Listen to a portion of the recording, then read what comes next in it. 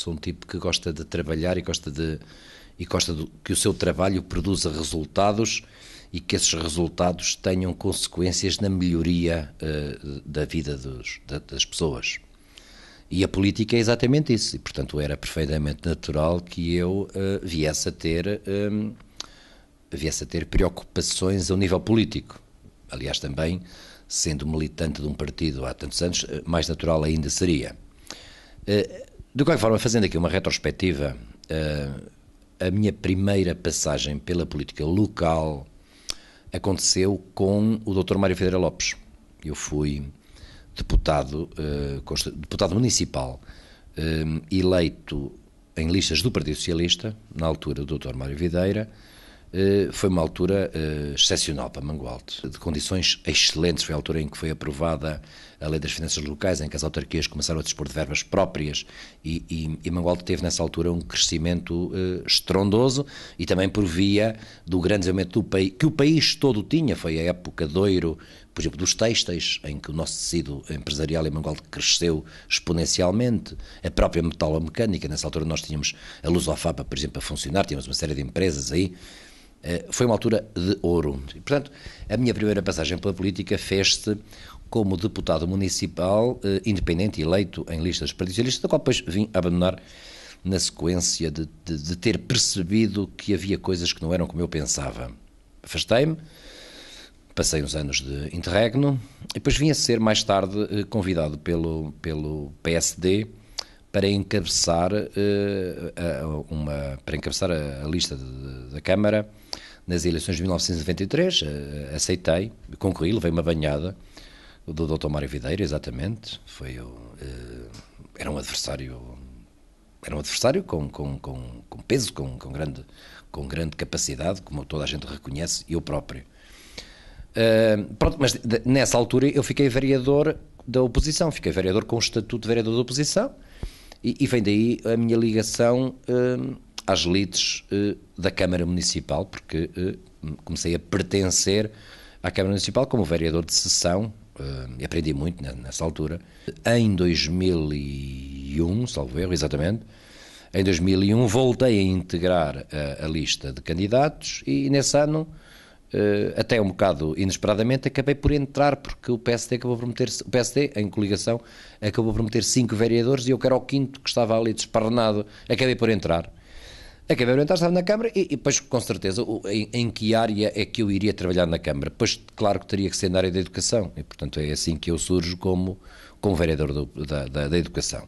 Foram 7 anos em que eu acho que fiz algum trabalho meritório, mas são 7 anos que eu quero, dos quais eu guardo, sobretudo, más recordações. Porque caímos num nível de degradação da luta política que é incompatível com a minha forma de ser e de estar na vida. Quando nós começamos a ser atacados por causa da política, mas atacados no plano pessoal, familiar, quando se começam a meter aqui os filhos nisto, quando se começam a meter... atingimos um nível de degradação que de facto é completamente incompatível com a minha forma de estar na vida. Foram momentos muito complicados, sobretudo os últimos 2 anos foram terríveis, de forma que acabei por renunciar ao mandato no final de 2008. Eu ainda fui responsável pelas contas de 2008, porque depois, entre mentes, a Câmara teve uma reconfiguração de funções e eu passei a ter outras funções para além da educação. Pronto, e no final de 2008 abandonei e senti-me livre, senti-me mais liberto, porque a minha participação nas últimas autárquicas foi já uma participação simbólica. Fui mandatário da campanha, que é um cargo perfeitamente simbólico, porque isto não quer dizer que eu tenha deixado de apoiar o PSD ou o Dr. Soares Marques. Não, senhor, manifestei claramente o meu apoio, mas um apoio com algum distanciamento, porque em nenhum momento eu pretendia fazer nem pretendo fazer o que quer que seja mais em questões de política autárquica em Mangualde, nunca mais. Agora, mas deixou de ter opinião política? Não, naturalmente que toda a gente continua a ter opinião política, toda a gente continua a fazer juízos sobre aquilo que se passa, isso é outra coisa. Agora, estar na política como uma alternativa ao poder ou com a ambição da manhã, não, rigorosamente, isso acabou completamente. A minha passagem pela política levou-me não apenas a perder amigos, mas a haver pessoas que me transformaram em, não é em adversário, é em inimigo. Isso é uma coisa horrível. Isso é horrível, sobretudo para mim, que sou um tipo que tem a mania da concórdia, isso não faz nenhum sentido. Portanto, não quero voltar a isso. Não que não tivesse uma palavra a dizer, mas porque acho que é extremamente penoso. Penoso, está a ver? Penoso pelos custos que tem. Como é que avalia estes 100 dias de autarquia? Eu acho que isso é muito cedo. Há uma questão que é óbvia e que resulta destes, e que é óbvia e que eu não posso deixar aqui de falar dela, e que é a questão, por exemplo, financeira. Questão financeira.